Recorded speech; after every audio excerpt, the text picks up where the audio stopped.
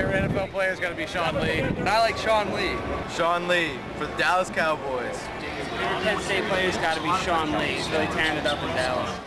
Welcome back to the Blue White Tailgate. Now we transition to the National Football League. We're joined by former Nittany Lion linebacker, now Dallas Cowboys linebacker Sean Lee. Sean, welcome. It's great to see you again. Hello.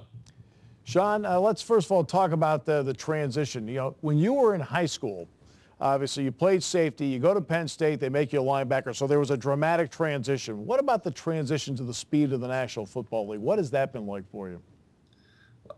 It's definitely been a little bit, it's been tough in some ways. I mean, obviously the game's faster, but what I've noticed is that everybody at the position is just a little bit better. I mean, you're playing against the best guys in the world at what they do. But then you also see some of these wideouts, some of these tight ends on a weekly basis who are pretty much wide receivers. You know, we're playing against two really good tight ends this week with the Patriots, and both those guys, they run routes like wide receivers. So you have to be on your game. You always have to be working on your technique every day to get better. Next part for you is we talked about the transition part to the NFL for you. What about the professional part of it? I mean, in college, you enjoy a college life as much as you dedicated yourself to football. What about now the professional side of the business of pro football? Well, it's definitely a true job when it comes to your day-to-day schedule. I mean, you're up early. You know, for me, it's usually 12 hours. I'm in here 6:37 and I'm leaving around 6:37. So it's definitely a transition that's different. You know, in college, obviously you have classes, you have other things you have to take care of. So you're not spending as much time at the facility here. It's nonstop football. And then also it's you know, it's a business. So you know you have to take care of your business every single day. It's your livelihood now. So you really have to work hard to get better every day to make sure you have a job. Even though you certainly kept in shape during the lockout, did you sense there was any problem because of the lockout with everybody getting back on the same page? I think our team did a great job. I think we knew with a new coordinator, with Coach Ryan, and putting in a new defense, we were a little bit behind the eight ball, and we didn't have as much time as we would like with the OTAs in the spring to really learn the defense. But I think we came into camp with such a sense of urgency to learn, and I think we maximized every day in camp. I think we've gotten better since day one. I think we've gotten better throughout the year, and I think that's the type of attitude we've taken. Sean, on the field, you play with that emotion. You have a coordinator in Rob Ryan who certainly is emotional. What's it like to work in an atmosphere where emotion is so much of an important part of what's going on? He's a coach that encourages emotion, passion. He's a guy who likes to do a lot of different things on defense, but encourages his players. He wants to put you in positions to make plays. You know, and he brings confidence. He's always telling you to go make plays. He's putting you in positions to make plays. And then the meetings we have are a ton of fun. You know, he's teaching, we're learning, but at the same time, he's joking.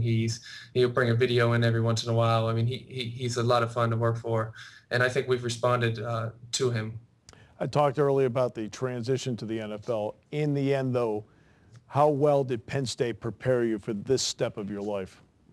I wouldn't be where I am today without Penn State, without the coaches, without Coach Paterno, without everything. I mean, I think just the blue-collar, day-to-day work ethic that you learn at Penn State really prepares you for the professional level of getting out there, putting your work in every day, having a sense of urgency about your work. That's something that we really work on at Penn State, and I think that's something that I've used to have success in the NFL.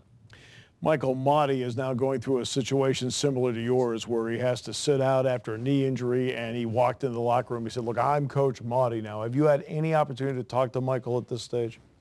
Yeah, I've talked to him a few times, and he's keeping a great attitude. He's an unbelievable kid, a guy who I feel terrible for because he's worked so hard to come back from the one knee. He was playing so well. But at the same point, he knows he can come back from the knee. He's a great athlete. He's shown he can come back even faster than he was before. So for him, it's really a matter of time. I know he's going to put the work in. I know he's down now, but he still has another year at school, and I think he's going to have a long career after he leaves school.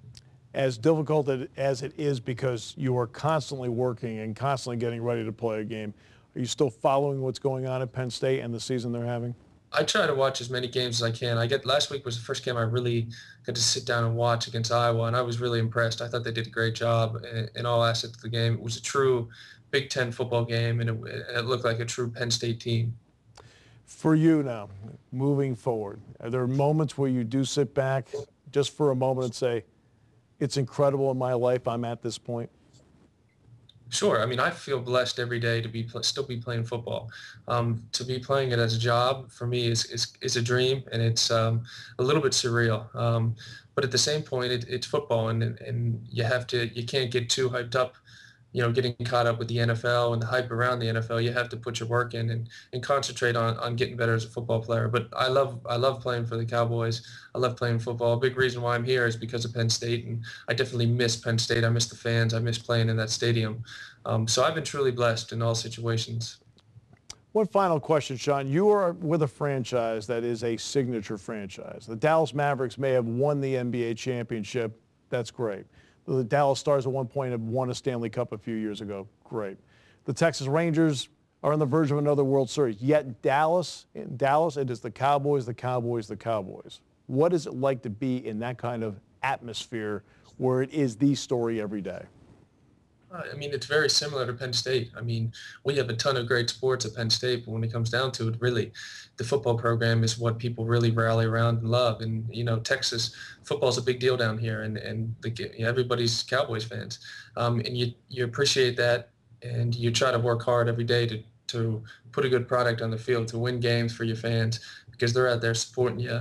They're coming to all the games, and that's a big deal. So we take a lot of pride in the amount of support we have, and we try to, obviously with the season we had last year, we weren't very proud of that, and we try to make our fans proud. Sean, as always, an absolute pleasure. We wish you nothing but the best of luck, and to say everyone is proud of you here would be an understatement. Thank you again. Yep, thanks a lot for having me, Steve. Appreciate it. We'll come back with more right after this.